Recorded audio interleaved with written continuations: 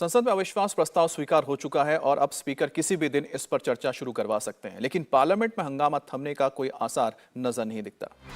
विपक्षी गठबंधन ने इंडिया के सांसद और आज फिर से मणिपुर के मामले को लेकर राज्यसभा में हंगामे की तैयारी कर रहे हैं। विपक्षी गठबंधन के सांसद आज संसद में काले कपड़े पहनकर आएंगे और इस तरह से विरोधी दलों के सांसद मणिपुर हिंसा पर सरकार पर दबाव बनाने की एक बार फिर से कोशिश करेंगे।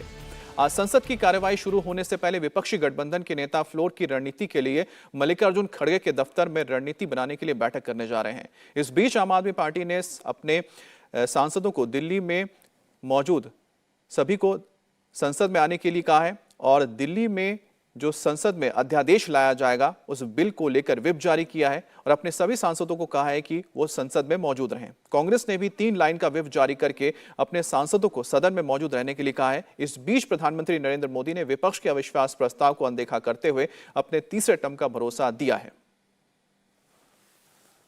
मंत्रालय के संबंध में आंदोलन की मांगे और देवी चौक रेल संबंधित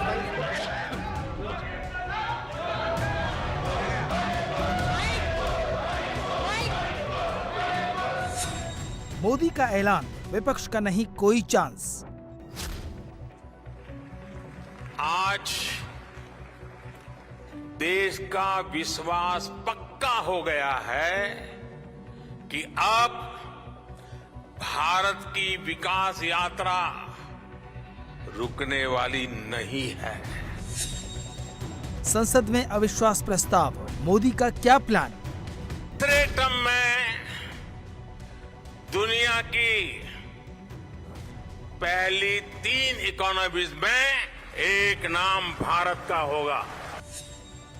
विपक्ष की मेहनत पर मोदी ने फेरा पानी। ये मोदी की गारंटी है। अविश्वास प्रस्ताव से मोदी को फर्क नहीं पड़ता। और मेरे तीसरे कार्यकाल में आप अपने सपने अपनी आंखों के सामने पूरे होते देखेंगे। संसद में घमासान मचा है। एंटी मोदी गैंग बेकरार है। पहले पटना, उसके बाद बेंगलुरु में प्लान बनाया और अब संसद में उस पर अमल किया जा रहा है।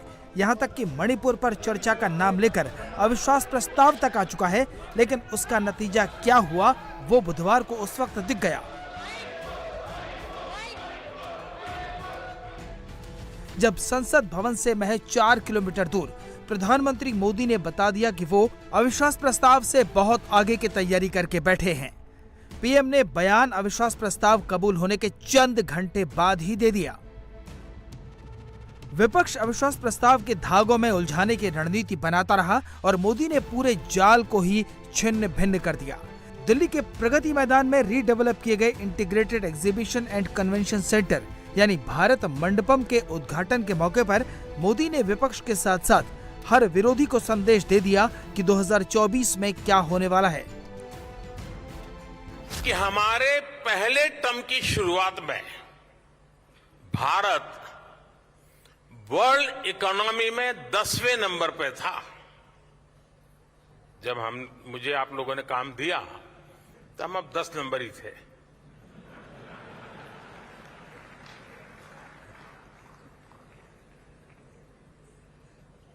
दूसरे टर्म में आज भारत दुनिया की 5वीं सबसे बड़ी इकोनॉमी है।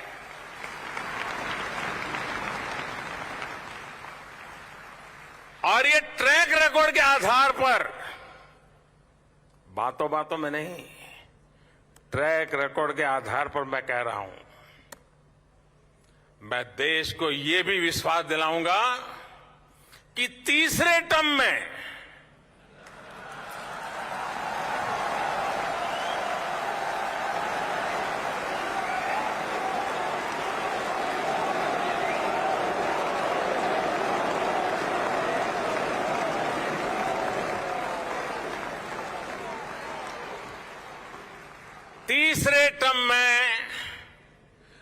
दुनिया की पहली 3 इकोनॉमीज में एक नाम भारत का होगा।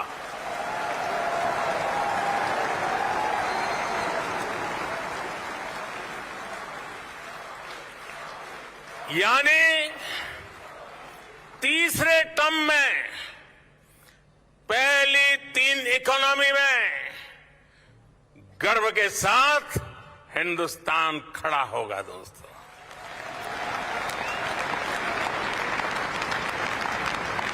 थर्ड टर्म टॉप 3 इकोनॉमी पे पहुंच के रहेगा भारत, और ये मोदी की गारंटी है। पीएम के इस बयान से पहले संसद के दोनों सदनों में विरोधी दलों ने मोदी को जमकर निशाने पर लिया। कांग्रेस ने कहा कि सरकार पर से विश्वास खत्म हो गया है, लेकिन इन आरोपों से बेपरवाह मोदी अपनी अगली मंजिल का ऐलान करते गए। मैं देशवासियों को ये भी विश्वास दिलाऊंगा कि 2024 के बाद हमारे तीसरे टर्म में देश की विकास यात्रा और तेजी से बढ़ेगी।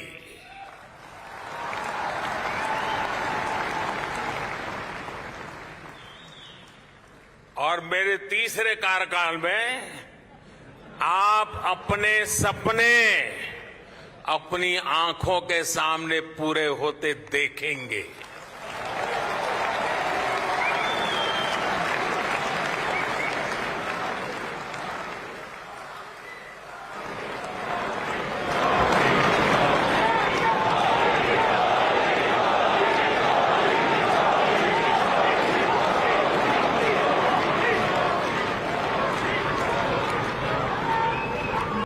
जब से संसद के मॉनसून सत्र की शुरुआत हुई है, विरोधी लगातार मोदी को टारगेट कर रहे हैं। यही वजह है कि राज्यसभा में नियम 267 के तहत चर्चा की मांग की गई। जब बात नहीं बनी तो लोकसभा में कांग्रेस अविश्वास प्रस्ताव ले आई, लेकिन पीएम मोदी ने बता दिया कि इस चर्चा में उनके तेवर क्या रहने वाले हैं। भारत मंडपम जैसी इस व्यवस्था का निर्माण कई दशक पहले हो जाना चाहिए था, लेकिन शायद मुझे लगता है बहुत से कार्य काम मेरे हाथ में ही लिखे हुए हैं।